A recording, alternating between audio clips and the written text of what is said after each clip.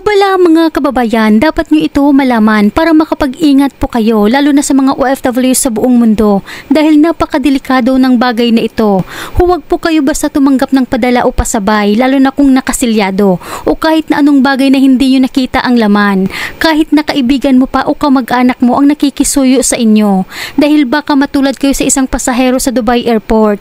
Siya na nga ng magandang loob na tumulong, siya pa ang nakulong. Ayon kasi sa post ng may-ari ng video, sa Dubai Airport, nahuli umano ang isang pasahero na may dalawang nakasilyadong iPhone. Napadala umano ng kaibigan para ibigay sa pamilya pero nang buksan sa airport, ito ang tumambad sa kanyang harapan. Okay. Like new?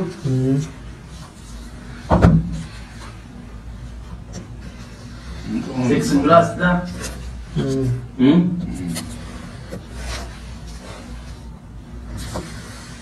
Okay. صار كيف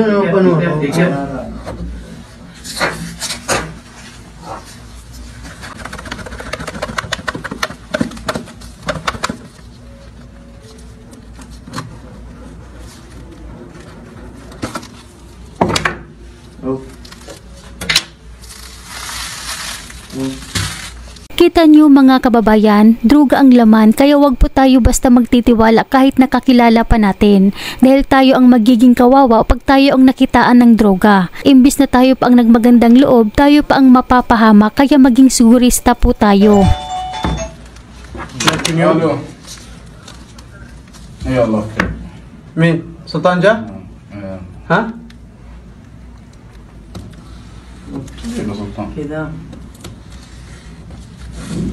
How much this one? 1729. الحمد لله ما جت اجا اخذ اسبوع من جد. طلعوها الحين طلعونا كلها. Nobody touch any bag, okay? كيس جوا الكيس قلت لكم عيب عليكم ما في صوت. حرام سكر والله. Stop the video. Kaya ugaliin po natin alamin kung ano ang laman ng mga ipapadala o ipapasabay sa atin lalo na dyan sa airport. Halimbawa na lang yung mga na-over baggage na mga kababayan natin kapag may ipapasuyo sila na ilagay sa bagahe mo, tingnan nyo po ng mabuti ang kanilang mga gamit bago nyo ilagay sa inyong bagahe. Manigurado po kayo mga kababayan dahil alam naman natin na may mga taong mapagpanggap.